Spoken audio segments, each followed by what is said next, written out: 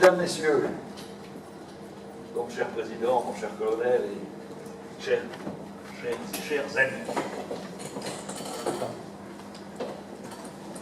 Sacha Guitry disait un jour: il y a des gens qui parlent,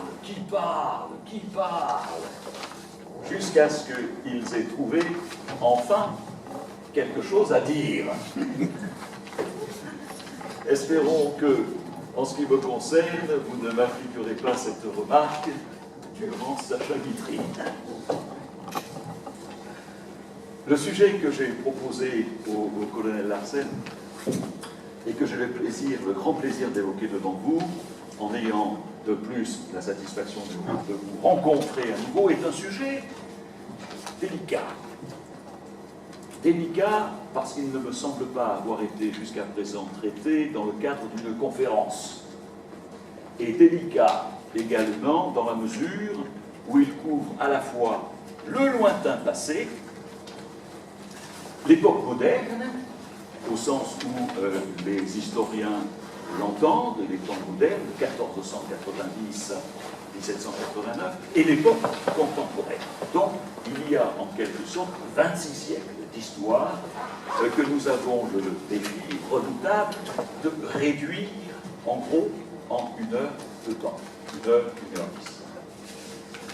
Le patrimoine de Marseille, quel passé, quel avenir? Alors, le sujet nous offre bien évidemment l'armature de notre propos. Alors, avant d'attaquer le sujet, une remarque d'importance s'impose en préliminaire. Comme j'avais l'occasion de l'évoquer avec vous, cher monsieur, la notion de patrimoine est définie comme un bien que l'on tient par héritage de ses ascendants.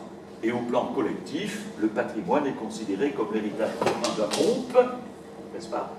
Et c'est ainsi qu'on parle de patrimoine d'un pays ou d'une ville, ce qui est l'objet de notre propos d'aujourd'hui. Ce patrimoine donc est constitué d'un ensemble de biens matériels et immatériels qui a une forte importance historique et artistique.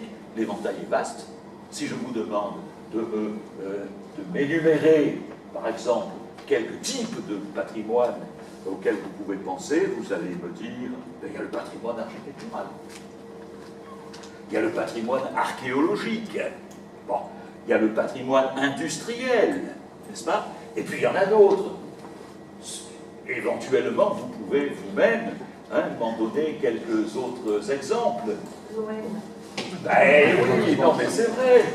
Bon, l'OM, qui fait partie, d'ailleurs je le souligne, qui fait partie du patrimoine en quelque sorte immatériel, on peut le dire, de Marseille. Donc, vous voyez, au titre des patrimoines, il y a le patrimoine artistique, il y a le patrimoine religieux, il y a le patrimoine religieux. Vous voyez, ça en fait, il y a le patrimoine maritime, en tant que marin, il y a le patrimoine maritime, bien évidemment, il y a le patrimoine urbain, il y a le patrimoine rural, il y a le patrimoine naturel, dont on parle de plus en plus. Donc, on voit que la notion de patrimoine est excessivement vaste. Et l'industriel. Et l'industriel, bien évidemment. Et le patrimoine industriel, je l'ai noté aussi. Bon. Alors notre réflexion, évidemment, cet après-midi, ne va pas traiter de l'ensemble de ces patrimoines, parce que le cadre qui nous est imparti, de toute façon, serait trop réduit. Alors, nous parlerons du patrimoine historique et du patrimoine archéologique de Marseille. Donc on centre notre réflexion sur un point relativement précis. On ne parlera pas, par exemple, de Notre-Dame de la Garde, qui fait partie de notre patrimoine, bien évidemment. On ne parlera pas de la cathédrale, on ne parlera pas de la préfecture, on ne parlera pas du palais du Pharaon, on ne parlera pas du palais de la Bourse, on ne parlera pas du palais Longchamp, du château d'Yves de l'hôpital Caroline sur l'île de Ratonneau, du château Borelli, et puis je vais vous faire plaisir, on ne parlera pas de l'OM. Et qui fait pourtant partie du patrimoine donc, que je qualifie d'immatériel, même si les joueurs sur la pelouse sont là en chair et en os, mais on ne parlera pas du patrimoine donc, de Kéloé. Donc, je me dis que si cette conférence était un concert, ça ne présenterait pas une œuvre accomplie, mais seulement juste un prélude, vous voyez, à la notion donc, de patrimoine. Alors, ceci posé, chacun de nous, hommes et femmes, nous nous souvenons de notre enfance, nous nous souvenons de notre adolescence, de notre jeunesse, de toutes ces années, plus ou moins longues, qui nous ont conduits à ce jour, aujourd'hui, de 2018. Si je vous interrogeais, madame, par exemple, au hasard, hein, sur vos premières années, vous pourriez me dire, j'ai grandi dans telle ville. Et au sein de telle ville, j'ai grandi dans tel quartier. Je suis allé dans telle école. J'ai fréquenté tel collège ou tel lycée. Vous voyez, quand je partais en vacances, eh bien j'allais en montagne, ou j'allais en campagne, ou j'allais en bord de mer. Vous vous souviendriez de tout ça. Et tous, chacun et chacune de nous, nous nous souviendrions de notre enfance, de notre adolescence, de notre premières années. Et non seulement nous nous en souviendrions, nous nous en souvenons, mais nous en gardons des éléments, j'allais dire, concrets. Par exemple, un ours en peluche, mettons, vous voyez, élément concret de notre passé, de notre enfance. Des jouets, par exemple, hein, des jouets, par exemple, qui ont été transmis par nous à nos enfants, ou à nos petits-enfants, souvenirs matériels, souvenirs concrets, des photographies, bien évidemment. Bon, des photographies un peu jaunies ou blanchies, je le dis comme nos cheveux, sauf ceux des dames, qui, elles, hein, conservent dans leur chevelure toute leur beauté. Alors notre vie passée est donc tissée, non seulement de souvenirs, mais d'objets divers, j'allais dire de reliques, en quelque sorte, de notre propre passé. Alors Marseille, notre ville de Marseille, en tant que ville, a-t-elle conservé de telles marques de son passé? C'est la question donc que nous allons nous poser. Marseille, plus ancienne ville de France, devrait a priori détenir à ce titre une richesse incomparable, n'est-ce pas, par rapport à toutes les autres villes du pays qui, par définition, sont plus jeunes qu'elle, normalement.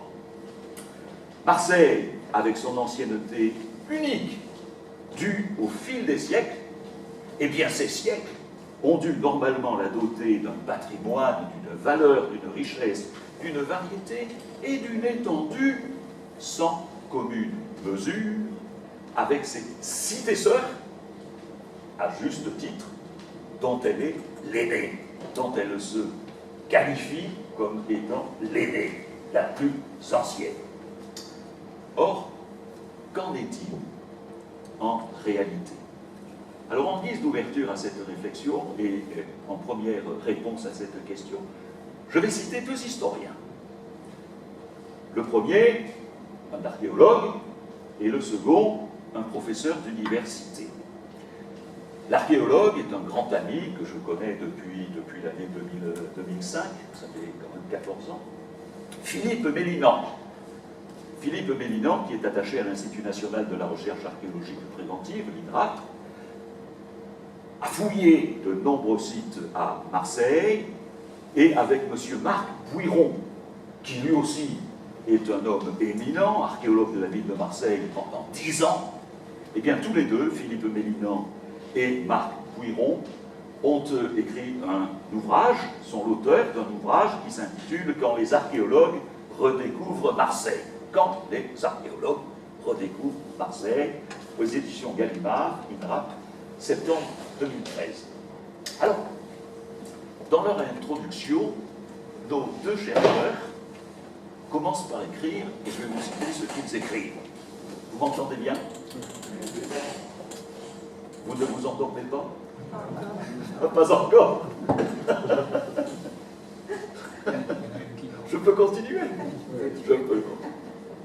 Alors, nos deux historiens, là, hein, archéologues historiens, écrivent, j'ouvre des guillemets, seule ville de France à revendiquer 26 siècles d'histoire urbaine continue. 26 siècles d'histoire urbaine continue, n'est-ce pas? Marseille constitue dès sa fondation au VIe siècle avant Jésus-Christ un port à vocation méditerranéenne, voie d'entrée des productions des mondes grecs et étrusco-romains sur un territoire que les Grecs découvrent progressivement. Cette histoire, plusieurs fois millénaire, est donc l'héritière de ce contact entre les sociétés classiques et ce Far West de l'Antiquité.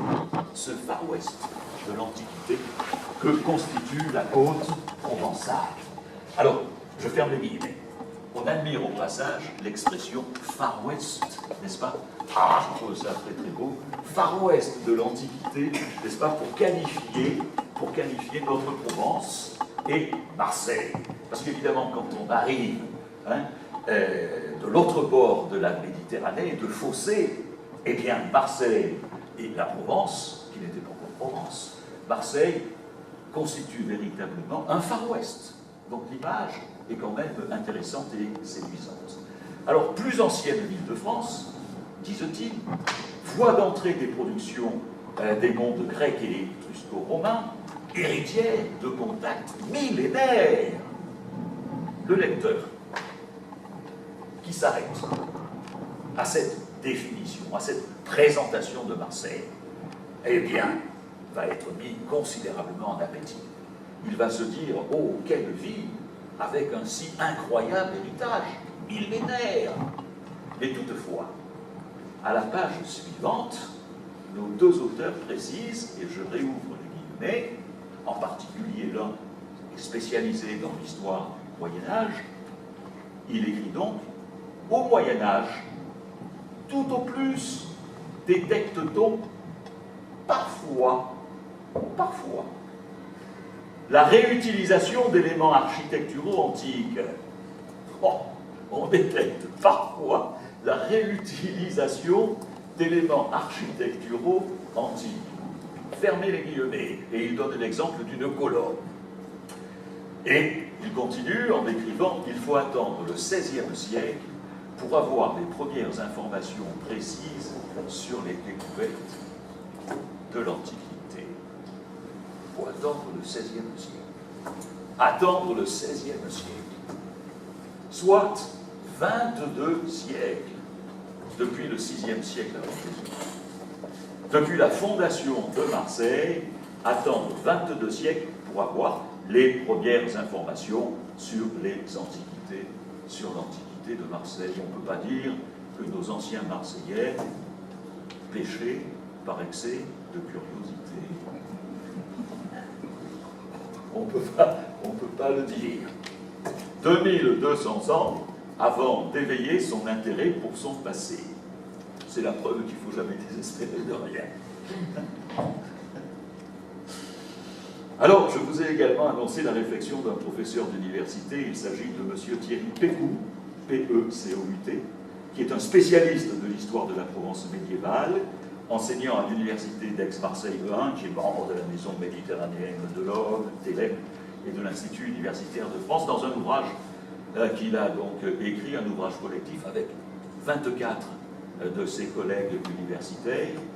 Dans cet ouvrage qui s'intitule « Marseille, Moyen-Âge entre Provence et Méditerranée », qu'écrit-il? Lui aussi, qu'écrit-il? Thierry Pécout. Je cite, « Flâner dans les rues de Marseille n'apprend presque rien sur son passé médiéval. » C'est vrai, hein? Flâner dans les rues de Marseille n'apprend presque rien sur son passé médiéval. Sa parure monumentale manifeste aux yeux du passant et du visiteur l'évidence d'une rupture, le mot est fort, hein, l'évidence d'une rupture d'une ville industrielle avec ses siècles oubliés. Marseille, une rupture avec les siècles oubliés de son histoire. Ça vous laisse plein d'interrogations. Alors quel constat? Rien de l'Antiquité, rien du Moyen-Âge. Je ne force pas le trait. L'auteur poursuit, écoute, la population marseillaise n'entretient pas de relation intime avec ce passé qui lui est étranger. C'est fort. La population marseillaise n'entretient pas de relation intime avec ce passé qui lui est étranger. Alors doit-on conclure au sentiment permanent d'un oubli de son passé par Marseille, d'un oubli qui ne saurait être une simple négligence?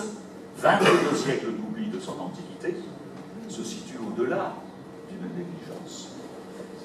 Depuis le IXe siècle, pour parler du Moyen-Âge, depuis le IXe siècle également, oublier son passé médiéval, n'est-ce pas plus que de l'ignorance, une faute? N'est-ce pas plus qu'une faute, un péché? N'est-ce pas plus qu'un péché, un remaniement, un reniement de soi? Vous voyez? Alors nous sommes donc conduits sur le fondement et les réflexions de ces éminents archéologues et historiens à nous poser la question, pourquoi un tel oubli par Marseille de son passé? Alors avant de répondre à cette question, je vous propose de regarder si un tel oubli est général en Provence, en région, et puis dans la périphérie de Marseille. Et c'est là que j'avais prévu de vous projeter quelques vues. Mais l'informatique nous faisant défaut, nous nous contenterons de la parole. Alors, si l'on pose par exemple notre regard sur Arles, Arles est fier de ses termes romains. Vous en voyez d'ailleurs la représentation ici. Vous admirez, n'est-ce pas? La photo est bien prise, hein? Oui. Elle est très bien prise. Hein? Alors il y a donc les termes romains, qui sont les termes de Constantin. Il y a les galeries souterraines sous l'ancien forum, n'est-ce pas, que vous devez connaître, n'est-ce pas?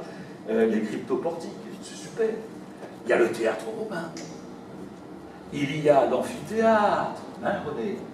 Bon, de la fin du 1er siècle. Et puis il y a les Aliscamps, où on a dû se promener, hein, chacun de nous. Bon. Et d'ailleurs, en 81, l'UNESCO a classé les monuments romains de la ville d'Arles au patrimoine mondial de l'humanité. Vous voyez? Si d'Arles, nous prenons le chemin de Nîmes, que je connais bien pour y avoir été affecté, pour y avoir travaillé 3 ans, Nîmes s'enorgueillit de ses arrêts, évidemment. Là aussi, la photo est très très belle. Elle n'est pas de moi. 1er siècle, construite à la même époque que le Colisée de Rome. Hein? Là, ça situe bien l'affaire. Hein? Bon. Et que les arènes d'Arles dont nous venons de parler, il y a aussi à Nîmes le temple de Diane, il y a la maison carrée, la maison carrée, -3, -2 avant Jésus-Christ. Et puis, alors, est-ce qu'on doit citer le pont du Gard, bien évidemment. Hein? Bon, le pont du Gard, 20 avant Jésus-Christ, c'est Agrippa, le de Russie. Hein, le pont du Gard, long de 50 km, hein, une cinquantaine de kilomètres. De Nîmes, on peut sauter à Orange. Bon. Alors, il y a le monumental arc romain, il y a le théâtre antique, avec son mur de scène, 103 mètres de long, vous vous rendez compte ce que ça représente? Ici, je ne sais pas combien peut faire la salle. Hein? Combien fait la salle, Jean-Pierre? Hein? 20 mètres. Combien? 22 mètres. 22 mètres. Regardez par rapport. Hein? 103 mètres de long. 103 mètres de long, 38 mètres de haut, et la statue d'Auguste. Et les monuments romains d'Orange ont aussi été classés par l'UNESCO au patrimoine mondial, donc patrimoine mondial en 1981. On poursuit notre cheminée. J'aime bien ce mot cheminée, c'était le terme qu'employait le roi René hein, quand il venait chez nous. Il faisait sa promenade sur le vieux-port, qui n'était pas vieux, mais il faisait sa cheminée. On poursuit notre cheminée, et puis on va à Saint-Rémy-de-Provence, pas très loin. Bon. Alors il y a Glanum, il y a le mausolée, hein, le mausolée de la famille de César, dit mausolée des Julies, et puis il y a l'arc monumental 20 avant Jésus-Christ, Saint-Rémy. Poussons jusqu'à Vaison-la-Romaine. Vaison-la-Romaine, avec les vestiges de Vasio Vocantium, n'est-ce pas? La cathédrale bien plus récente de Notre-Dame de Nazareth, récente, 11e, 12e siècle, quand même. Bon, alors,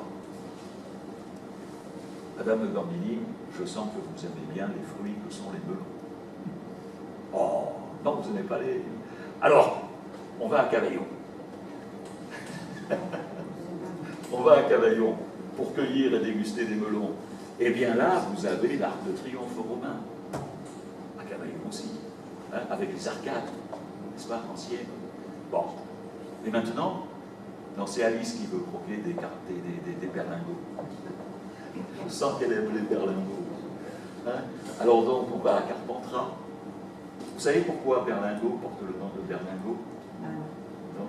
Parce que c'est en l'honneur de Clément V Bertrand de Gaulle. G-O-T-H. Clément V Bertrand de Gaulle. Et ça a donné Berlingot. Oui. Donc, si on va à Carpentras, eh bien, qu'est-ce qu'il y a à Carpentras? Il y a l'Arc de Triomphe romain aussi. Bon, on peut continuer longtemps. À Apt, il y a le pont de Pierre. À Vernay, il y a un temple romain sur podium. À Fréjus, qui est la Pompéi de la Provence. Donc, il y a ces monuments. Il y a Nice avec les thermes d'été. À Aix-en-Provence, il y a l'Opinode d'Entremont. Vous voyez, l'Opinode d'Entremont qui a été fouillé par un archéologue qui s'appelle donc Patrice Arcelin, et René Pierrini, notre ami qui est là, déjeuner d'ailleurs ce midi avec Patrice Arcelin, le fouilleur d'Entremont, un des derniers fouilleurs d'Entremont. Bon. Et si on arrive à Marseille après notre périple, ne répétez pas, je vous le dis en aparté, mais la liste va être quand même beaucoup plus courte. Beaucoup plus courte, Jésus prompt. Alors Marseille n'affiche aucun monument grec visible, alors qu'elle possédait, Marseille, 3 temples. Ça, on le sait. Le premier, René, dédié à Athéna. Le second, dédié à Apollon. Et le troisième, dédié à Artémis. Donc on le sait, ça. Il y avait 3 temples. Non seulement on n'en voit plus rien, mais on ne sait même pas où ils étaient. On ne sait pas. On ne sait pas où ils étaient. Vous voyez? Bon. Marseille n'expose aucun monument romain, ni arc de triomphe, ni mausolée, ni terme visible, ni théâtre conservé, ni amphithéâtre, ni pont, ni aqueduc, ni tour romaine, ni rempart conséquent. Et par conséquent, l'UNESCO n'a rien pu classer au patrimoine mondial pour ces monuments que Marseille ne possède plus. Alors pourquoi cette rupture, je reprends le terme avec son passé pourtant brillant, pourquoi? Alors les raisons sont certainement multiples, elles ne peuvent pas se résumer à une seule, et je vous propose d'en évoquer 6 de ces raisons. Bon, certaines sont déjà, comment dire, présentées par, entre autres, les archéologues et historiens dont j'ai parlé, certaines autres sont, j'allais dire, moins évoquées, sont peut-être une réflexion un peu personnelle. C'est pour ça que c'est délicat. Je vous l'ai dit, que parfois, ce serait délicat. Alors, parmi ces 6 raisons, la première, et on va essayer de les développer, c'est des raisons de géographie et d'espace urbain. Voilà. La première raison, c'est une raison, me semble-t-il, de géographie physique, d'espace urbain. La seconde, ce sont les conséquences des guerres et des conflits dont Marseille donc, a été victime. La troisième, c'est l'élan d'une économie tournée vers la mer. Et quand on est tourné vers la mer, on n'est pas tourné vers la terre. La quatrième, c'est l'impact de migrations étrangères successives. La cinquième raison, c'est plus personnel, c'est l'absence d'individualité marquante dans la direction et la conduite de la cité de Marseille au cours des siècles. Personnalité qui auraient pu, mais qui n'ont pas imposé, une volonté de rayonnement par l'art et par l'architecture. Je vois que vous souriez. Vous buvez du petit lait, peut-être? C'est vrai? Je suis heureux de vous nourrir du lait de mon sein. Et la sixième raison, elle est liée à la première, à la cinquième, c'est la rareté, à 3 exceptions près, d'hommes politiques locaux ayant accédé à de hautes responsabilités nationales. On va voir en quoi je peux avancer cette idée. Alors on va essayer de développer ces différentes causes, et vous remarquerez que donc il y a des causes qui sont rarement, si ce n'est jamais avancées, et c'est pour ça que le sujet là devient délicat. Alors, les raisons primaires de géographie et d'espace urbain, ça va toujours? C'est vrai? Bon, sinon je pars. Vous me faites sourire, mais on est là aussi pour sourire. Hein. Ah ben voilà, on est là pour sourire. Alors, il vous faut du courage, parce qu'il n'est que 3h10, j'en ai jusqu'à 20h20, c'est ça? C'est vrai, je m'arrête. Alors, les raisons primaires de géographie et d'espace urbain. Alors, on sait que la cité grecque s'est constituée sur les buttes Saint-Laurent et des Moulins. On est tout près, hein? On est tout près. C'est ça l'origine, hein? Prenez la butte Saint-Laurent et la butte des Moulins. Alors, sur la butte des Moulins, qui est haute de 42 mètres, un amer remarquable, cher capitaine. Au-dessus du niveau de la mer, c'est là que vraisemblablement devait s'élever le temple d'Athéna, hein, on suppose, d'Athéna Polias. Alors la limite nord de la ville, c'est entre la butte Saint-Laurent et l'actuelle cathédrale. La limite au sud, ben, c'est la limite naturelle du port, c'est l'eau. Et à l'est, la butte des Carmes, qui est occupée dès la fin du VIe siècle, avant Jésus-Christ, jusqu'à la Bourse. Et alors, au total, c'est pas grand. Au total, c'est un petit espace. Hein? C'est un petit espace. C'est vraiment pas grand. La ville, ou disons plus exactement la cité, à l'époque, dès l'origine, grosso modo, est entourée de remparts, à l'exception du front de mer, où il n'y a rien. Bon. Et cet espace intérieur va se maintenir jusqu'à l'Antiquité tardive. Vous voyez, le Moyen-Âge, jusqu'à l'Antiquité tardive.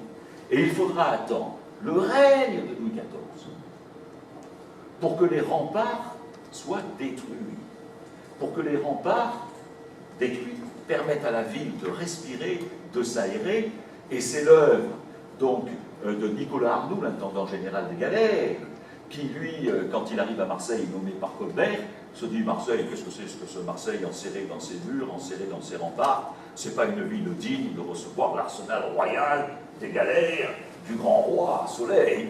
Donc il faut casser ces remparts, il faut que la ville s'étende, donc prenne de l'ampleur, et c'est le cas, elle triple de surface. Mais il faut attendre 1660.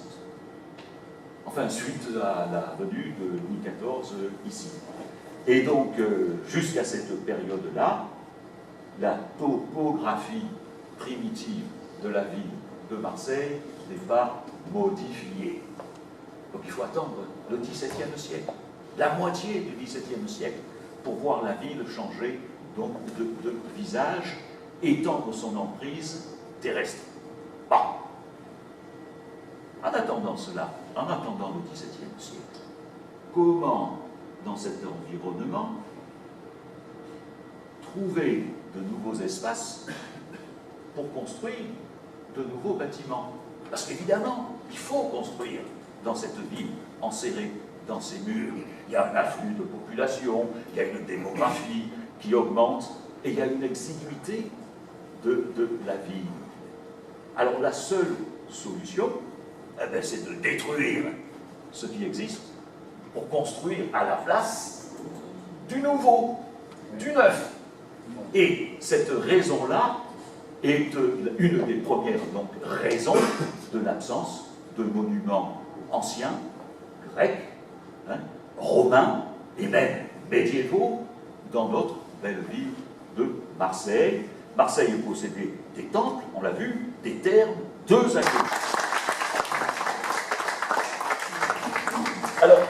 certaines villes, au cours de leur histoire, ont connu ce qu'on appelle des bâtisseurs.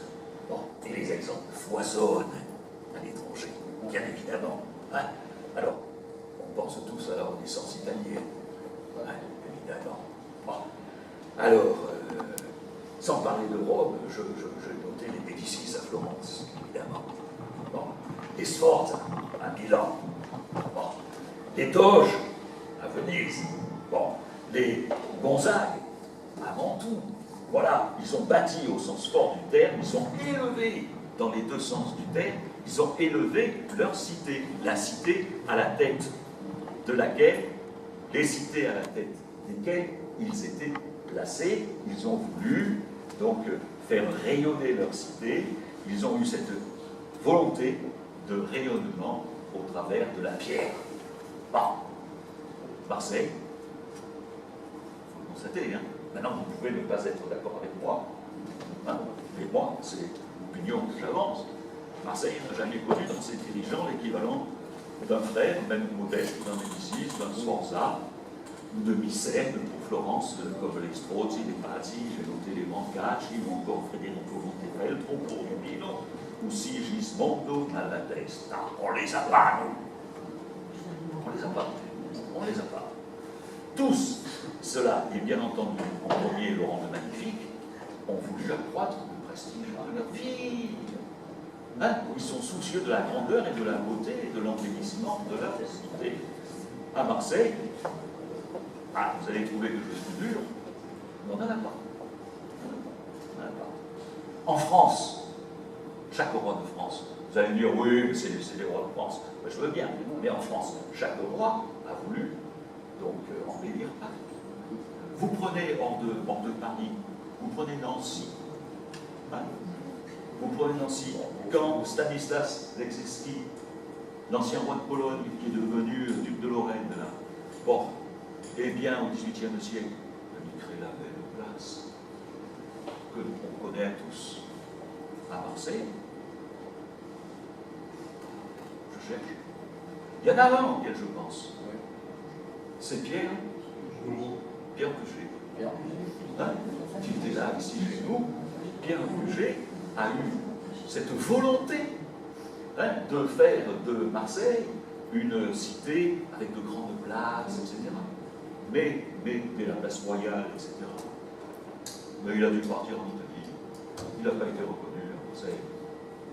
Il est allé chercher la gloire, la fortune, la reconnaissance de l'autre côté des Alpes.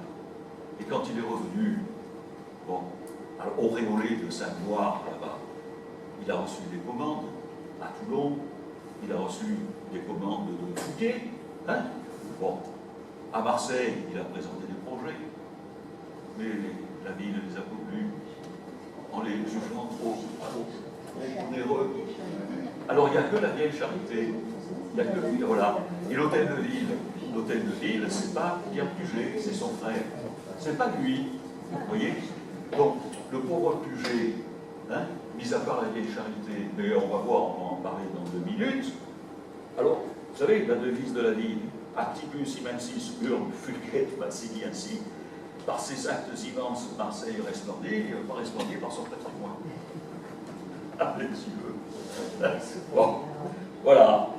Et dans un article qui paraît le 26 juin 2013, il y a un architecte historien qui s'appelle Jean-Lucien Gomilot, qui est professeur à l'école supérieure d'architecture de Marseille. Eh bien, il écrit ceci: Marseille est une ville de province. Hein? Sans véritable fonction. Alors, il parle du passé, n'est-ce pas? Hein? Marseille est une ville de province, sans véritable fonction de capitale régionale dans son histoire, à la différence, par exemple, de Barcelone. Par exemple, ici, ensuite, il n'y a pas un grand XVIIIe siècle. Voilà, c'est vrai. Ici, il n'y a pas de grand XVIIIe siècle avec baroque et tardif et néoclassicisme, pas de création d'événements urbains majeurs, comme la place royale à Bordeaux, et la peste de 1720 a décimé la moitié de la population locale, donnant un coup d'arrêt à la croissance. Bon, il y a des tas d'explications qui justifient, mais le résultat, c'est qu'il n'y a pas grand-chose. Alors Marseille, on n'a pas conservé les vestiges de son passé grec-romain médiéval, mais au cours de sa période moderne, ne s'est pas illustré par une volonté de bâtir haut et grand. Alors vous allez me dire, Jean-Noël, vous oubliez le Fort Saint-Jean, vous oubliez le Fort Saint-Nicolas, tu oublies l'arsenal des galères, tu oublies l'hôtel de ville, tu oublies la vieille charité, tout ça. Oui, mais attendez, le Fort Saint-Jean, c'est pas Marseille, hein, c'est Louis XIV. Le Fort Saint-Nicolas, c'est pas Marseille, c'est le fait du prince. C'est pas le fait de la ville qui s'opposait justement à ces constructions-là, qui sont admirables aujourd'hui. Et c'est le fait du prince. C'est pas la municipalité. La vieille charité, bon, l'hôtel de ville, on a vu, c'est même pas jugé. Bon, il est très beau, c'est son frère. La vieille charité, elle a failli être détruite par la municipalité. Elle a été sauvée au dernier moment. La ville de Marseille voulait raser la vieille charité. Et la fameuse chapelle avec donc la coupole en ellipse. Bon, tout ça, ça allait être liquidé. Vous voyez? Bon. Alors, dans un autre domaine, il faut attendre, par exemple, la fin du XVIe siècle. Pour 2600 ans d'histoire, la fin du XVIe siècle, c'est aussi loin que nous. C'est très loin. Il faut attendre la fin du XVIe siècle pour voir la nomination du tout premier archiviste municipal qui va inscrire Marseille dans son passé antique et médiéval. Jusqu'avant le XVIe siècle, on n'étudie pas ça. C'est quand même lourd, n'est-ce pas? Et c'est Ruffi, le grand Ruffi, qui fait donc l'histoire de Marseille, Ruffi 1542-1638, son fils Antoine et son petit-fils vont poursuivre son œuvre, mais c'est Ruffi qui est le premier archiviste municipal, très, j'allais dire, formellement nommé. Au XVIIIe, on a Jean-Baptiste Grosson, bon, qui lui aussi étudiait le passé antique, mais Grosson, avant que je regarde son nom, moi, Grosson, je ne le connaissais pas. Je suis sûr que vous ne le connaissiez pas non plus, sauf peut-être toi. Tu le connaissais. Tu me le présenteras tout à l'heure. Mais on ne le connaît pas, Grosson. Hein? Bon, il y a Hippolyte Augier, d'accord, ok. Et tout ça, c'est récent. Il y en a un sur lequel je voudrais porter un peu le faisceau, là, c'est Fernand Benoît. J'ai, voilà, bon, j'ai, comment dire, une admiration particulière pour Fernand Benoît, 1892-1969, directeur des Antiquités de Provence, il naît à Aubagne. Hein. Il décède donc en 69, hein, c'est pas vieux. Bon, à 77 ans. Et il est conservateur du musée Aurélie, en 1945. Il met en valeur les cryptes de Saint-Victor. Vous voyez? Bon, attendez, on est hier matin. Non, on est hier matin. Bon, c'est lui qui crée le musée des docks romains. On est hier matin. C'est pas vieux. Ah oui, mais on a trouvé les documents en 1947. On ne savait pas que ça existait. Eh oui, Il ne faut pas créer. Madame Campini. Hein? C'est juste avant-hier matin. Ça. C'est pas la fin des Marseillais, c'est la fin des Romains. Bon, et Fernand Benoît, plus de 300 ouvrages et articles. Alors, comme je me suis amusé à dire, que n'avons-nous eu un ou plusieurs Fernand Benoît, 5 siècles, 10 siècles, 20 siècles ou plus tôt? Et on dit que si le nez de Cléopâtre eût été plus court, toute la face du monde aurait changé. Et moi je dis, si Marseille avait eu d'autres Fernand Benoît, la face de la ville aurait pris une autre forme. Voilà, 2 ans avant sa mort, on découvre le site des vestiges de la Beauce, juste 2 ans avant sa mort. Voilà. Alors si Marseille n'a pas donné, on l'a vu, enfin, si vous me suivez dans mon raisonnement, si Marseille n'a pas donné d'hommes politiques locaux, qui se sont vraiment intéressés à son patrimoine, peut-être certains hommes politiques marseillais qui ont accédé à des hautes responsabilités nationales, peut-être ces personnages-là ont-ils porté un regard plus intéressant sur Marseille et sur son patrimoine. Alors, parmi ces hommes politiques, j'en ai trouvé 3. Délicats. Je vois que notre président docteur. Allez-y. J'en trouve trois qui ont accédé à de hautes responsabilités nationales. Il y a Adolphe Thiers, bien sûr. Il y a Gaston Defferre. Ah, le second. Et il y a Jean-Claude Gaudin, l'actuel. Je vous ai dit que c'était délicat. Non, c'est vous qui souriez, ça me fait plaisir. Alors le premier des trois, j'allais dire le premier tiers. Facile. Facile. Pardonnez-moi. Alors, je ne dis plus le premier tiers, je dis le premier des trois. Bon, il y a des hommes politiques qui sont arrivés à des hautes fonctions dans leur vie, qui sont arrivés à des hautes fonctions nationales, et qui, sans vouloir favoriser certains, ne me dites pas que je pense à Joissin, pas du tout.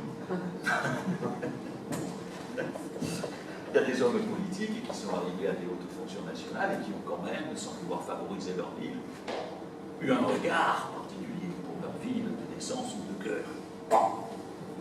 Bordeaux, par exemple, etc. Alors, pour Thiers, il est né à Marseille, Thiers. Hein. Il est né le 15 avril 1797. Hein. Il a exercé, alors, combien de hautes fonctions? Il a été président du Conseil en 1836, 1840, sous Louis-Philippe. Il a été élu au corps législatif sous le Second Empire. Il a été chef du pouvoir exécutif à la chute de l'Empire. Il ne brille pas par son attachement à sa commune. D'ailleurs, il n'aimait pas trop les communes, surtout celle qu'on a appelée la commune de Clisson. Il savait que fusiller. Donc, il n'aimait pas les communes. Et il n'a pas aimé la sienne. Donc, il n'est pas connu. Hein. Bon, il est reconnu pour avoir porté une attention particulière à Marseille et son patrimoine entier. Un homme politique de rang. Bon. Il y a eu une action, que l'histoire juge de façon différente, mais qu'il y a eu une action. Alors, j'ai noté d'ailleurs qu'il aurait pu avoir ce regard sur le patrimoine de Marseille, parce que c'est un sacré historien, n'est-ce pas? Si je vous dis que c'était une calule, qu'est-ce que vous allez me répondre? Ah oui, je m'attendais à ça. Une calure. Qu'est-ce que c'est une calure? C'est un mot qui vient de sortir dans le nouveau dictionnaire. Ça vient de sortir, ça n'existait pas. Vous savez, chaque année, dans les dictionnaires, vous avez un certain nombre de nouveaux qui apparaissent. Eh bien, depuis quelques jours, dans la parution, entre autres, du Larousse, du Petit Robert, bon, il y a quelques mots nouveaux qui sont nés, dont le mot calure. C-A-L-U-R-E. Ah, c'est pas elle. Calure, C-A-L-U-R-E. Et on peut dire que Thiers, c'était une sacrée calure. Hein. Moi, je ne savais pas ce que c'était avant-hier. Ça veut dire un homme particulièrement instruit. Bon, alors, c'est un nouveau mot. Vous voyez, je vais vous en donner un autre tout à l'heure. Bon, c'était une calure. Bon. Et en tant que calure, il aurait pu s'intéresser au patrimoine de Marseille. Bon, ben, ça n'a pas été sa préoccupation. Vous allez me dire, il avait autre chose à faire. Il n'aimait pas Marseille. Hein? Il n'aimait pas. Il n'aimait pas Marseille. Non. Il n'aimait pas parce qu'un député de Marseille lui avait dit qu'un jour, quand il était président, il lui avait dit que s'il venait en visite à Marseille, il le jetterait dans le Vieux-Port. Alors, le second, Il était petit. le second, c'est Gaston Defferre. Ah. Alors, Gaston Defferre, lui naît dans l'Hérault, n'est-ce pas? Et il naît le 4 septembre 1910, et il devient maire en 53, jusqu'à sa mort, pendant 33 ans. Vous allez me dire, 33 ans, bon, il a dû faire des choses. Pour le patrimoine, on aurait pu penser, n'est-ce pas? Bon, il a été sénateur, il a été député, il a été candidat à l'élection présidentielle à 69, il a été ministre sous la 4e et la 5e République. Et s'il faut bien le reconnaître, c'est vrai que Marseille a changé de visage pendant son mandat, et que c'est une mutation qu'on n'avait pas connue depuis le Second Empire, on peut le dire, le visage a changé. Eh bien, on peut estimer que cette modernité s'est faite au détriment précisément du respect du patrimoine. On peut l'estimer, moi c'est ce que j'avance. On peut dire qu'il n'a pas cadoté sa vie. C'est le deuxième mot qui vient de rentrer dans le dictionnaire. Cadoter, c'est A, D-E-A-U-T-E-R. Pour le verbe cadoter. C'est faire cadeau. Alors je me suis amusé en me disant, puisque ça sort dans le discours, autant utiliser le nouveau mot. Gaston Defferre n'a pas cadoté sa vie au niveau du patrimoine. Et non seulement il n'a pas cadoté, mais il a fait l'inverse. Alors je veux parler par exemple de la découverte des vestiges de la bourse. Alors le chantier met en lumière les vestiges grecs et romains qu'on connaît. C'est le seul site marseillais où les vestiges de la ville antique sont visibles dans leur emplacement d'origine et dans leur contexte. Ça, c'est le seul site. Il est découvert là, sous le règne de Gaston Defferre. Alors la découverte gère la construction du projet immobilier et commercial du centre de bourse. Et qu'est-ce que va faire notre maire de Marseille? Eh bien, il va envisager de démonter le mur de Crinas, que vous connaissez, milieu du IIe siècle avant Jésus-Christ, classé monument historique, et il va proposer de replacer les blocs du rempart de Crinas au sommet du centre commercial. Vous savez ça? Donc, écoutez, vous apprenez, cher monsieur, chers collègues, il va proposer de déplacer les blocs du mur de Crinas, IIe siècle avant Jésus-Christ, pour les mettre au sommet du centre commercial de la bourse, de telle sorte qu'ils vont trôner, ils vous auraient trôné comme des acrotères, vous savez, sur les temples grecs, au-dessus du nouveau temple, non pas grec, mais du commerce marseillais, de telle sorte qu'il y avait de quoi être saisi de vertige devant une telle idée, des vestiges donnant le vertige. Alors le pauvre Crinas a dû s'en retourner plusieurs fois dans sa tombe, mais heureusement Malraux était là.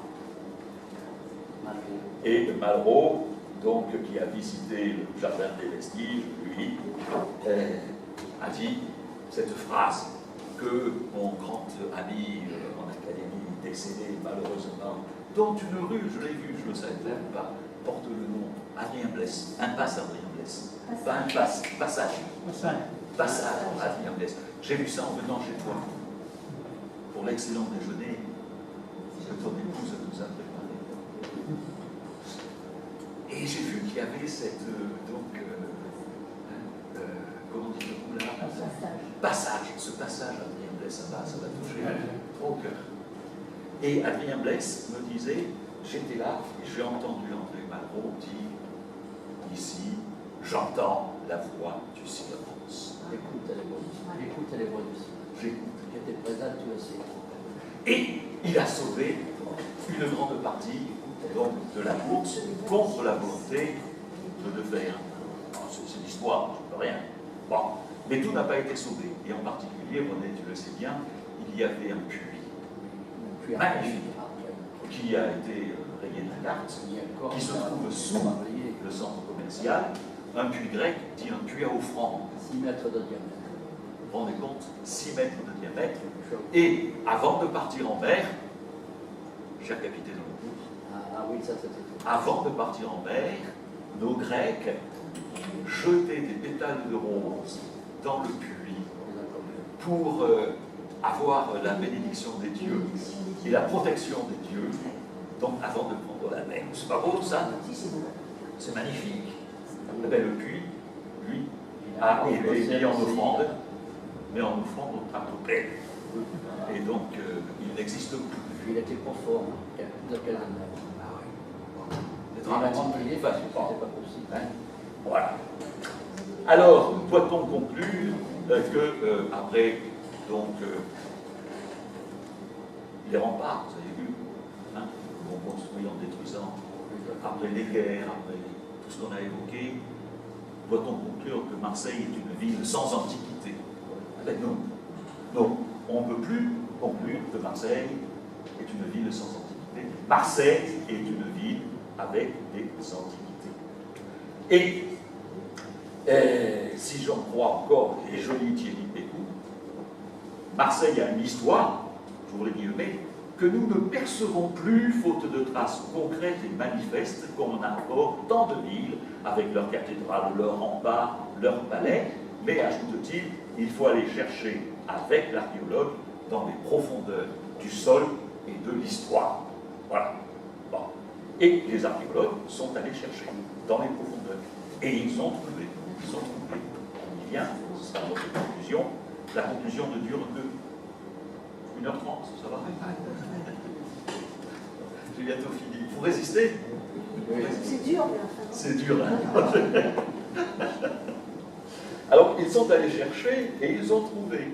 Alors, peut-on dire que ce qu'ils ont trouvé a été préservé et a été valorisé? Alors, je vais prendre 3 exemples. Évidemment, le premier exemple, c'est le complexe grec dit Collège du Vieux-Port, à 2 pas de chez nous, juste là. Dans quelle direction peut-être? Là. Et oui, là. Juste là. Bon. Le premier exemple, Collège du Vieux-Port. Le deuxième exemple, la nécropole grecque antique d'Arinque. Et le troisième, la carrière antique grecque, évidemment, de la Cordon. Alors, ces 3 découvertes récentes, puisque la plus ancienne, c'est 13 ans à peine, hein, il y a 13 ans qu'on a découvert le collège, le site grec, le collège de Vieux-Port. Est-ce que cette découverte a annoncé ou amorcé un changement de cap dans la façon d'appréhender aujourd'hui le patrimoine à Marseille? Il y a eu un article d'un journaliste de la Provence, que je connais bien, qui s'appelle Lionel Mosdrick, pour ne pas le citer, et qui avait mis dans un de ses articles, qui avait mis en parallèle André Malraux, qui est là, l'adjoint au patrimoine. Bien sûr, lui, il n'est pas là. Je crois qu'en tant qu'adjoint au patrimoine, c'est le 24e adjoint, je crois, le 25e adjoint. Aux anciens combattants. Patrimoine et anciens combattants. Je pense qu'il y avait quand même un autre lien. Marseille aurait pu faire un autre lien entre le patrimoine et les anciens combattants.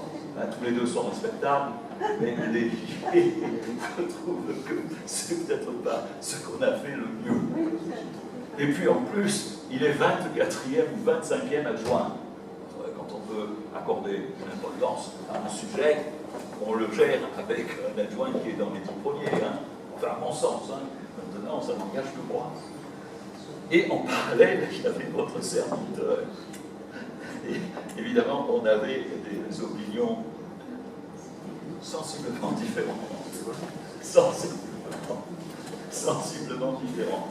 Et dans cet article-là, qui date du 14 décembre 2014, c'est pas si vieux que tout le fait, eh bien, notre journaliste Lionel Mosdrick commençait par évoquer la perte de gradins du théâtre antique grec, en fait, qui est romain, du théâtre antique, mais il est construit sous un mode grec.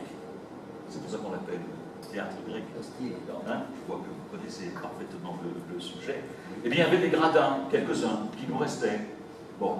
Et il y en a un qui, un jour, est mis comme ça sur un coin d'un parking et qui est jeté aux ordures.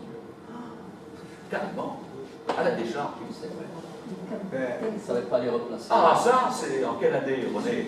C'est hier matin, ça aussi. Oui, pratiquement. C'est hier matin, ça. Oui, il y a une chose surtout. Bon. Ah oui. Non, mais je veux dire, il y a quoi? Il y a 3 ans. 4 ans. Un peu plus. 2013. Allez. Bon. 4 ans, qui dit mieux? 5 ans. 5 ans, qui dit mieux? Je rappelle que c'est notre association qui avait... Oui. Bon. Et donc, l'article commence par le rappel que ce jet aux ordures, oui René. Je voulais dire, sur l'un des gradins, c'est perdu pour. Et en plus, Sur l'un oui, des gradins, il y avait une inscription grecque qui aurait pu beaucoup nous apporter sur le plan historique. Et c'est perdu pour. On a pu retrouver ce gradin. C'est partie de ceux qui ont. et pour ne jamais retrouver. On a fait le tour des décharges et des carrières exploitées. Mais je pense que c'est pas perdu. Alors, le journaliste, je continue, hein, après on peut éventuellement, sur la décision de notre président, discuter, mais je continue. Le journaliste cite le cri de colère. Oh, tu es un père pour moi, un frère, que dis-je. Après, il faut le savoir.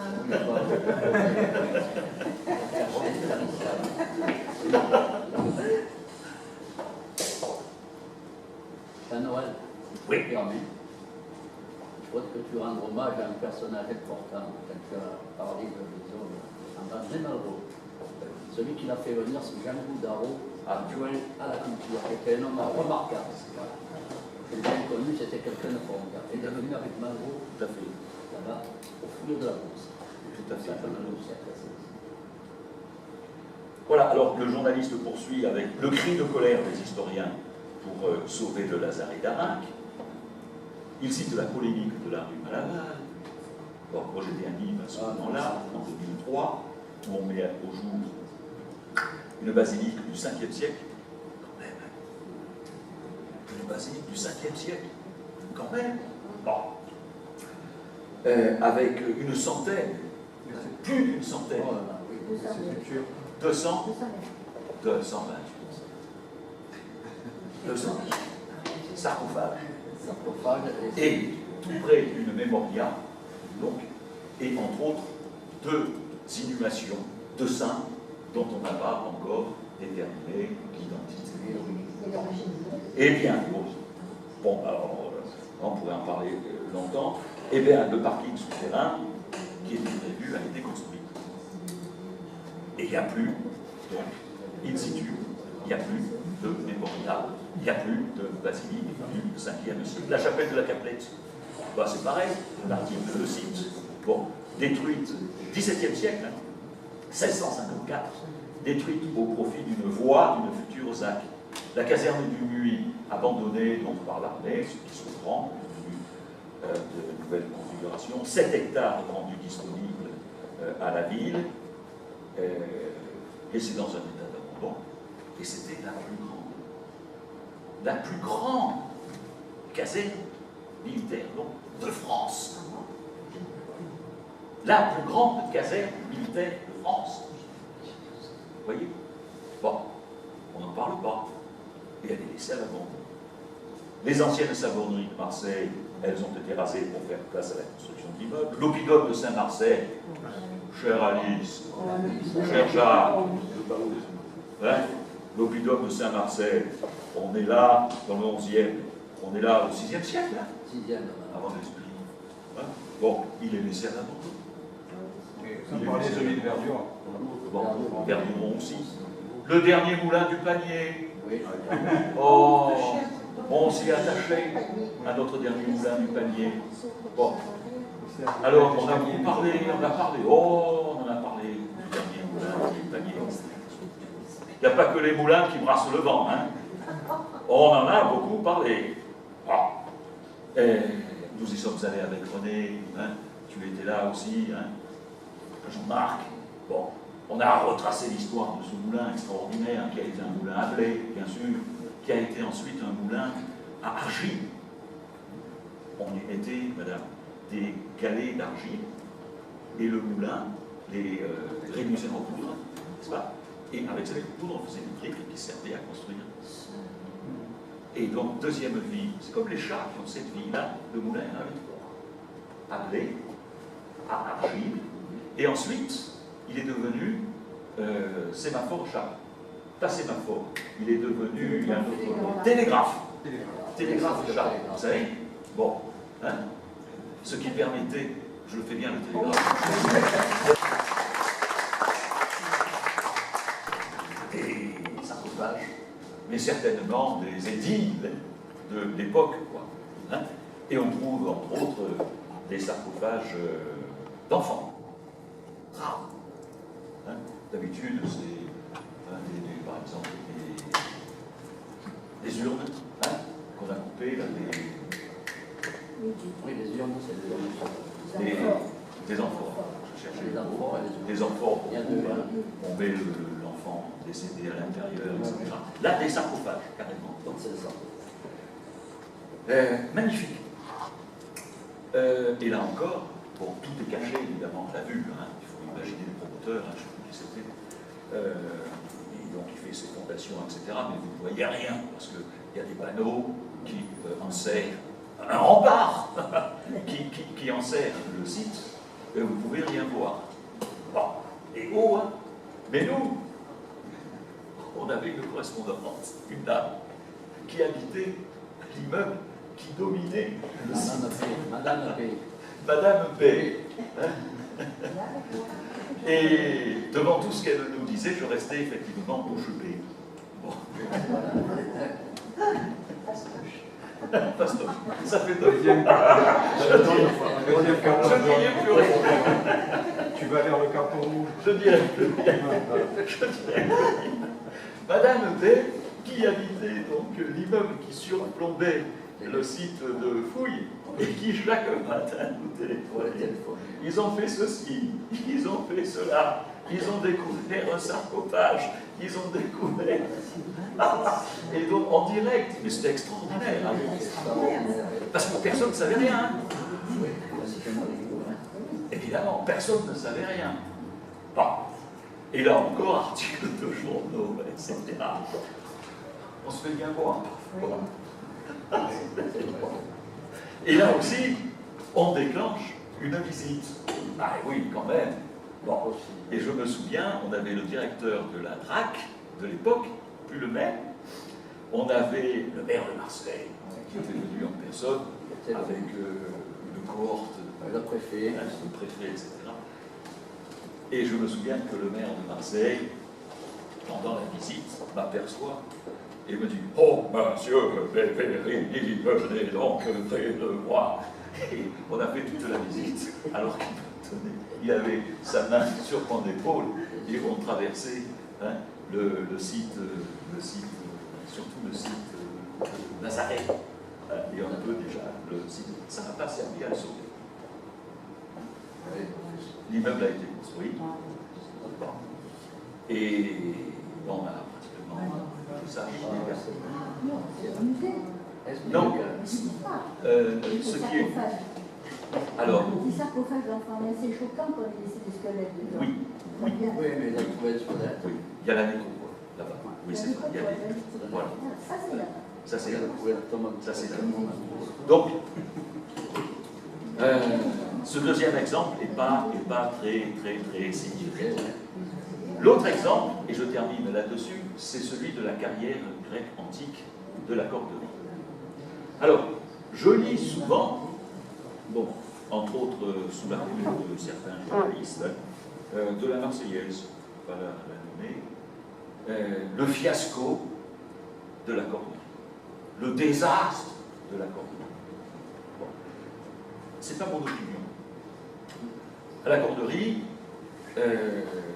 au départ, excusez-moi, je parle un peu de moi, à la corderie au départ, quand j'apprends qu'on va construire quelque chose sur le site, moi j'ignore complètement, René, tu ignores complètement qu'il y a là-dessous du grec. On ne sait pas. Certains peut-être. Peut-être vous le savez, on ne sait pas. Je ne sais pas. Mais moi je ne le savais pas. En revanche, ce que je savais, c'est qu'il y avait le rempart de Louis XIV, de 1660. Bon.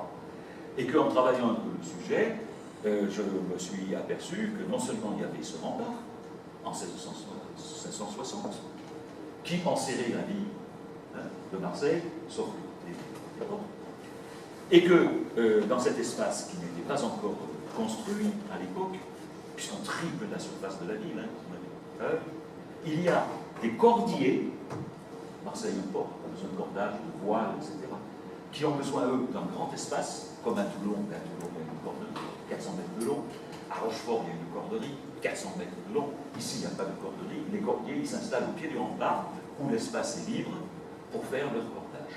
Et c'est eux qui vont donner le nom au boulevard de Corderie. C'est pour ça qu'elle s'appelle, que le boulevard s'appelle le boulevard de la Corderie. Parce que les cordiers étaient là. Et puis, j'apprends aussi que l'institution des frères des écoles chrétiennes, Oui, c'est ça. hein, Jean-Baptiste de la Salle, Là aussi, on est pratiquement à la même époque, hein. On est avant 1700. Donc les petits Marseillais n'étaient pas éduqués, sauf évidemment les familles qui pouvaient se payer un précepteur. Bon. Et il y avait simplement des curés, comme le curé de Saint-Laurent, qui enseignait aux petits Marseillais. Et Jean-Baptiste de La Salle, lui, dit qu'il faut éduquer les enfants des familles défavorisées. Et il crée cette institution des frères des écoles chrétiennes, où on va enseigner, donc, dans les classes, des grandes classes, alors qu'avant c'était un enseignement particulier, enseigner en français, alors que l'enseignement se faisait en latin. Bon. Et à Marseille, il choisit de créer une de ces institutions, et où met-il son institution au pied du rempart. Ah, je me dis, c'est quand même significatif ça. Hein, le rempart, les courtiers, l'institution des frères des écoles chrétiennes, et j'envoie au préfet, voilà, un rapport. Que je voulais assez circonstancié, en lui disant c'est intéressant, il faudrait faire un diagnostic archéologique. Les archéologues que nous connaissons, René, n'en reviennent toujours pas que le diagnostic archéologique ait été, juste quelques jours après, accepté par le préfet de Richelieu. Et c'est comme ça que l'INRA va intervenir. Et c'est comme ça que, sans qu'on le sache, en descendant, on trouve la carrière grecque antique du 5e siècle, du 6e siècle avant Jésus-Christ, avec 3 périodes, le 5e, le 2e siècle, la période hellénistique, et une petite période romaine. Voilà. Alors, c'est étonnant. Et la décision est prise de sanctuariser 635 mètres carrés. Alors, il y a certains commentateurs, on va dire, bon, qui disent que 635 mètres carrés, c'est un scandale. Il fallait tout garder. 635 mètres carrés, c'est une Bastille par rapport aux. Ils annoncent 4000 mètres carrés de site, ce qui est faux. Bon. Et moi je dis 635 mètres carrés dans l'histoire de Marseille, ça ne s'est jamais. Il a fallu pour la bourse que ce soit le ministre qui impose sa volonté. Bon, c'était Malraux, hein, pour la bourse. Bon. Et là, bon, la ministre est bienvenue, d'accord, elle est venue, oui. Mais nous avons 635 mètres carrés de préservés, ce qui est peut-être pas glorieux, mais qui est loin d'être négligeable. D'où un succès. Et il y en a un qui a participé à ce succès, c'est Stéphane Bern. Alors, je vais encore parler de moi. Stéphane Bern, qui vient à Marseille, il ne vient pas à Marseille pour la corderie. Il vient à Marseille parce qu'il fait un reportage dans une de ses émissions, là, hein, l'histoire, etc. Et automatiquement, venant à Marseille, on lui parle, il est au courant, hein, de la corderie, et il s'intéresse à la corderie. Et un beau soir, si je vous ennuie, vous me le dites. Hein. Un beau soir, on est un samedi soir, je suis chez moi, mon téléphone sonne, portable. Je décroche. C'est Stéphane Bern. C'est Stéphane Bern. Bonjour, monsieur Stéphane. Je ne savais pas du tout qui. Bon, il allait m'appeler, moi. Bon.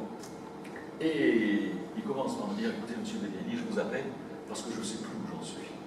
S'il comptait sur moi pour lui dire où il devait être, je ne sais plus où j'en suis, je viens de rencontrer le maire de Marseille me raconte ceci, je viens de rencontrer telle autre personne me dit le contraire, je ne sais plus où j'en suis, je vous téléphone, est-ce que vous pouvez me dire tout ce que vous en pensez?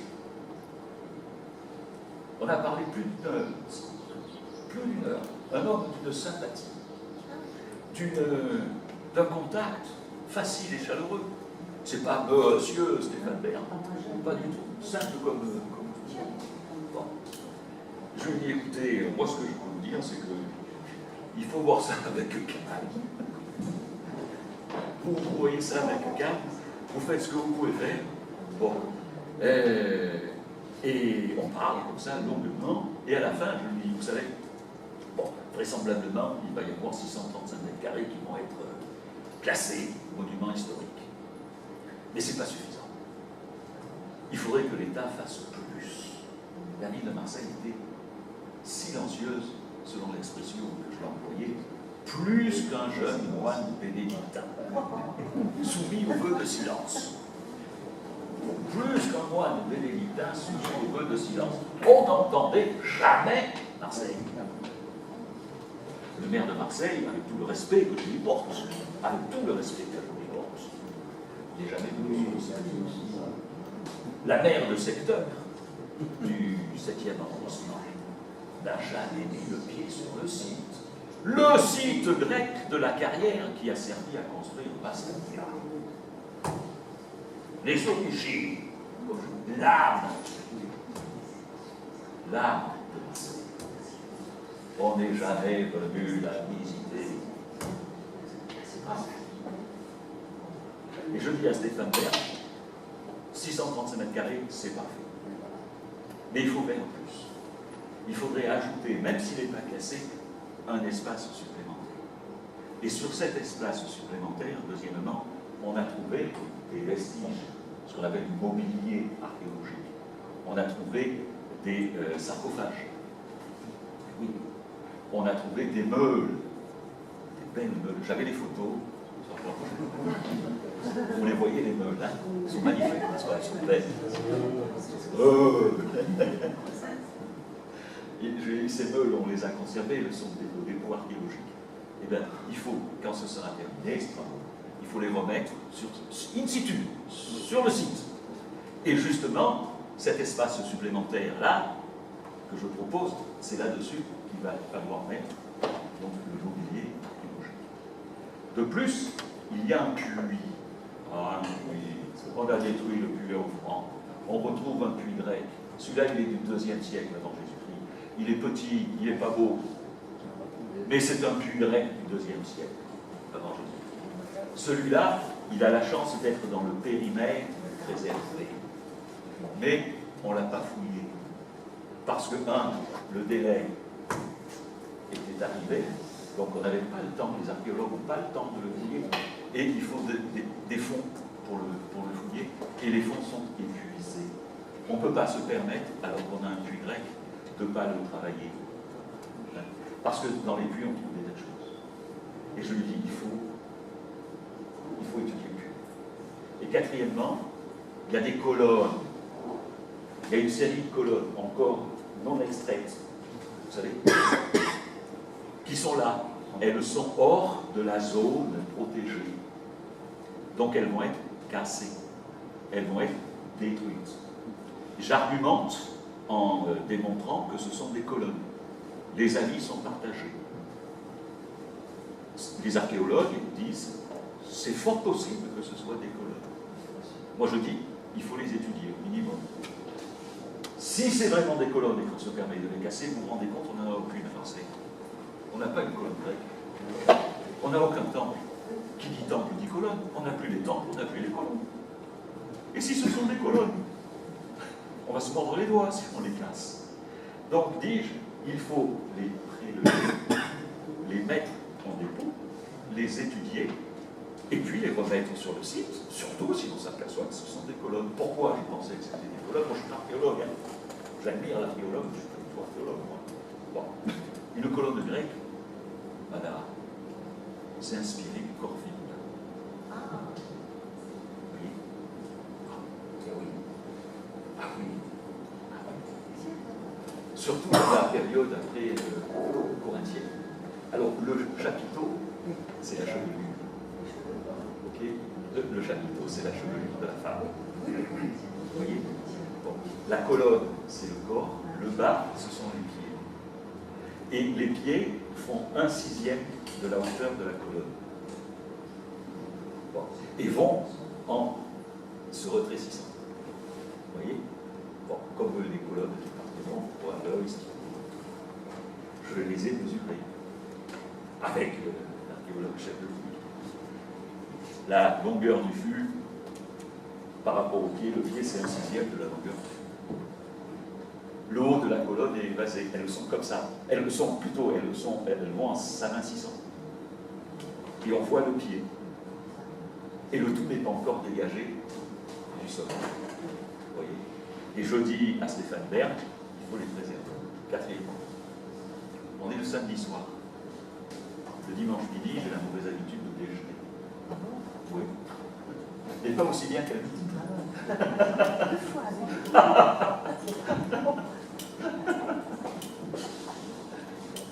Le dimanche midi, j'étais à table, il était 2h moins 10, 13h50. Il ne fallait pas que je finissais mon déjeuner. Le téléphone sonne. C'est Stéphane Bern. C'est Stéphane Bern. Il m'a dit, je vous appelle parce que je tiens absolument à vous avoir. Je repars dans 10 minutes pour l'enregistrement de mon émission. Mais je voulais vous dire, ce matin, j'ai téléphoné à un ministre, Guisset. Elle est au Mexique. Je l'ai eu au Mexique. C'est bon, hein? Bon. Je lui ai parlé de vos 4 propositions. Elle m'a dit tout de suite, je suis d'accord. Comment parler d'un échec pour le site? Hein? Certains disent, c'est ridicule, les 635 mètres carrés. Bon, les 635 mètres carrés, dans l'histoire de Marseille, et l'accord pour les 4, il va falloir que ça rentre dans les faits, il va falloir que ce soit vraiment un vu de nos yeux vus quand l'immeuble sera. Bon, mais par rapport à l'histoire de Marseille, à ce qu'on a vu précédemment, j'estime que c'est quand même un beau succès. Vous voyez? Et je ne suis pas le seul, moi, hein. Attendez, il y a hein. Bon. Voilà, donc là, on a une belle ouverture. Alors, je vais vous poser une dernière question, et c'est vraiment la conclusion. Je vais vous citer une phrase, et vous allez me dire qui est l'auteur de cette phrase. Je vous l'ai lyonnais. Au nom de nos ancêtres et dans l'intérêt de nos enfants, ne cassez plus. Fermez les guillemets.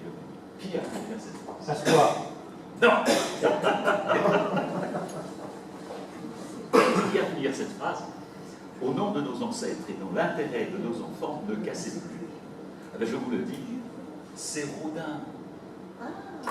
C'est étonnant, hein? Moi, quand j'ai appris ça aussi, en travaillant le sujet, c'est Rodin, donc, qui a lancé ce cri. Hein? Oui, oui. Parce que Rodin avait vu, par exemple, toutes les restaurations qui étaient faites par... oui, vous venez, n'est-ce pas? Bon. Dont l'œuvre est à la fois admirable et très critiquable. Bon. Parce qu'il restaure, mais bon, il restaure trop, et puis il restaure à son goût, etc.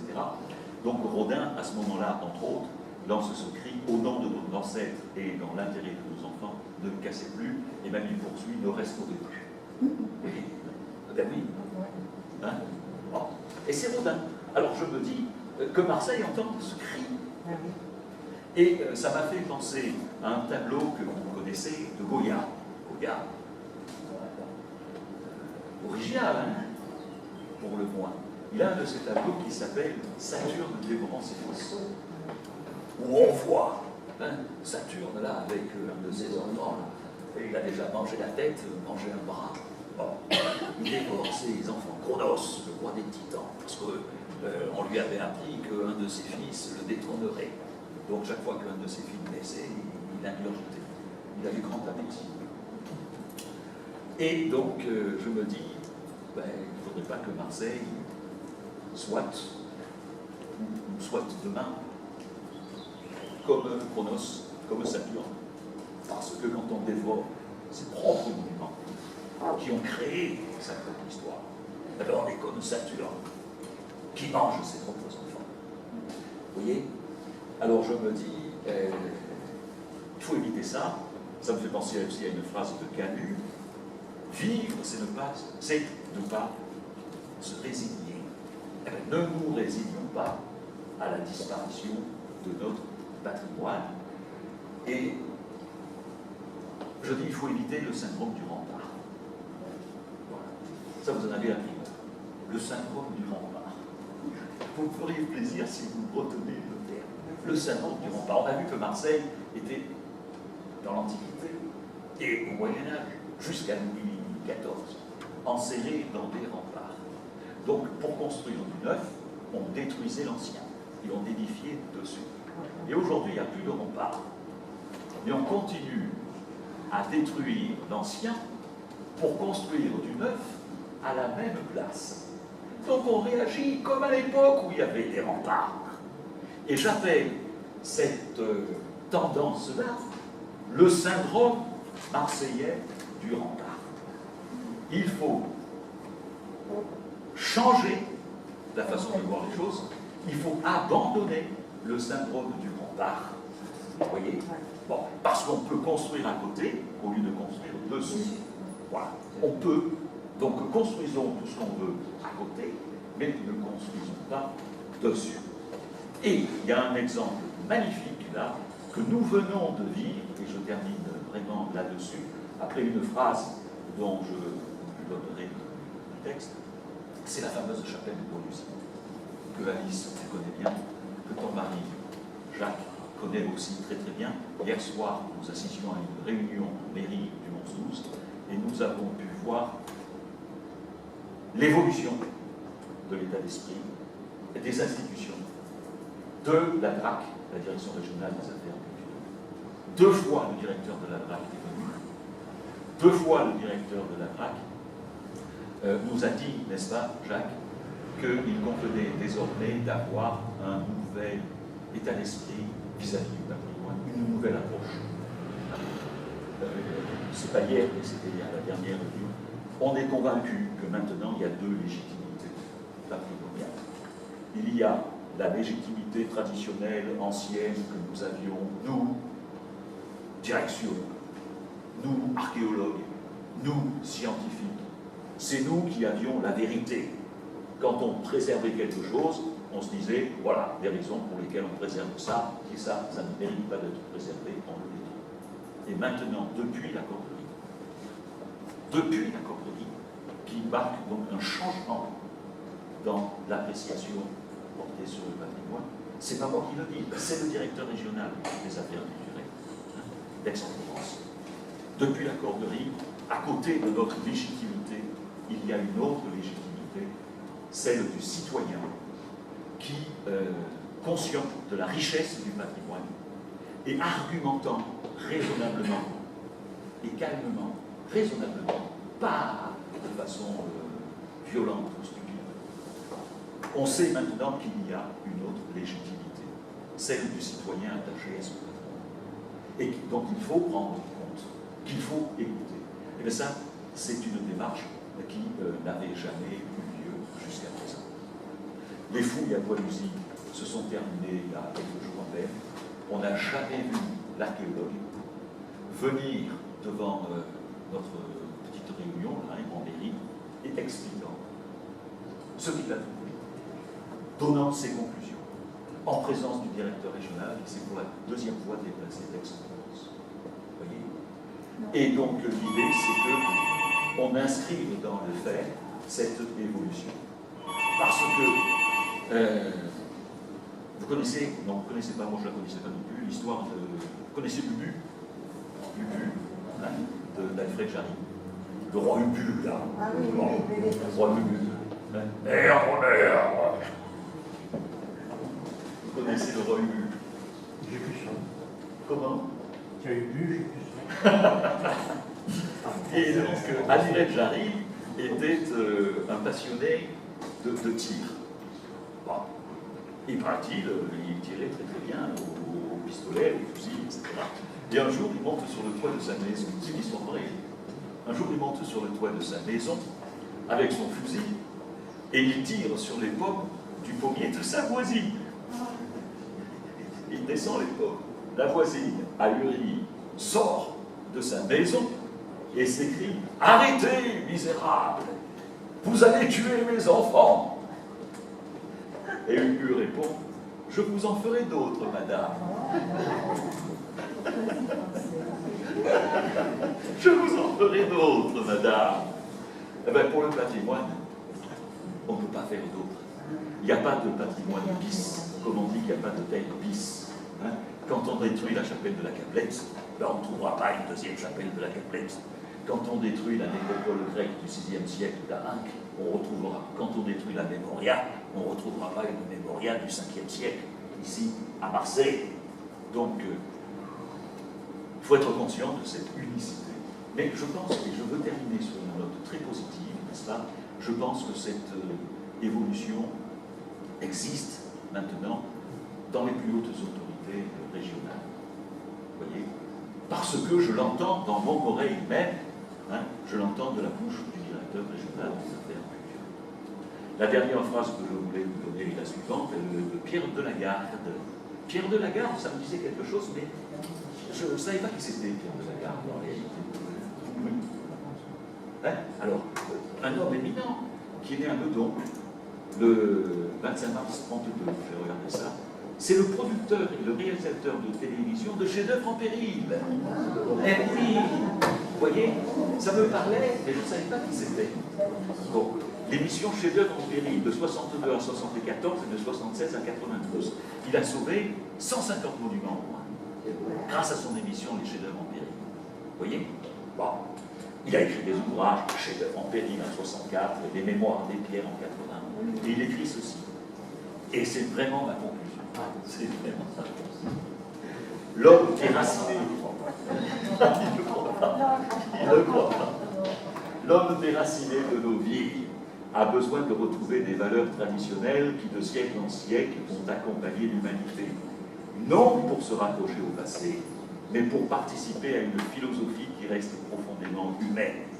Car en défendant les chefs-d'œuvre du passé, en demandant qu'ils continuent de vivre dans leur cadre, nous ne défendons pas le passé, nous défendons l'homme. Voilà. L'homme réel, celui qui naît et meurt à un moment précis de l'histoire et qui, de génération après génération, vient s'abreuver à des sources différentes. Je vous remercie.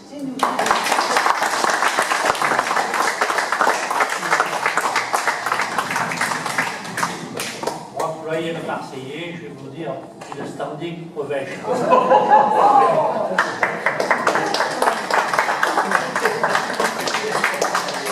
employer des mots nouveaux,